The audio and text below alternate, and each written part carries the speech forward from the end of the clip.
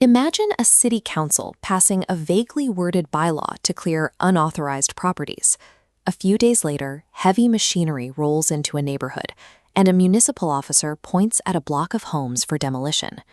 When those bulldozers show up, the citizens' only defense is to file an emergency appeal, asking a constitutional court to halt the state's action. This creates what political scientists call the counter-majoritarian difficulty. A small group of unelected judges effectively gains the power to overrule the representatives that the public voted for. This dynamic often looks like judicial supremacy. We see the court as a supreme veto point, a place where a few individuals issue the absolute final word that stops the government in its tracks. Viewing constitutional courts solely as supreme vetoes ignores their actual function. They serve as the spark that ignites democratic debate, rather than the force that ends it. Constitutional courts operate most effectively when they act as active, deliberative conversational partners.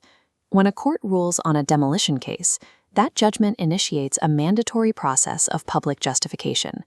Striking down a law forces the government to participate in the democratic process with a higher level of rigor. This deliberative engine begins with the pre-decisional phase. The court opens its doors to outside arguments before it even considers a ruling.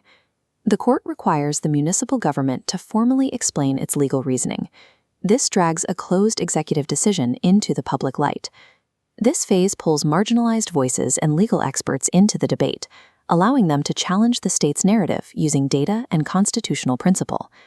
The court's primary function here is the construction of a mandatory public forum for a debate that local politicians originally bypassed. This written decision is an open invitation to the legislature. It sets the parameters the state must follow to draft the law correctly a second time. Once the law is struck down, the focus shifts back to the floor of the parliament. This loop of action, response, and rejoinder shows the court's veto is the middle step of a continuous feedback cycle. The legislature drafts a rejoinder.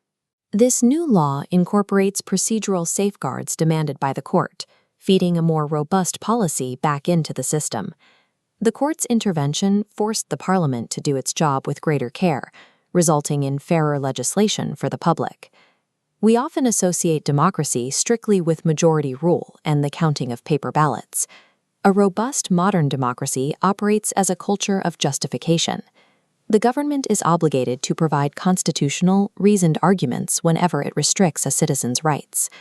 A deliberative court mandates this justification, preventing majorities from tyrannizing minorities through vague laws and administrative fiat.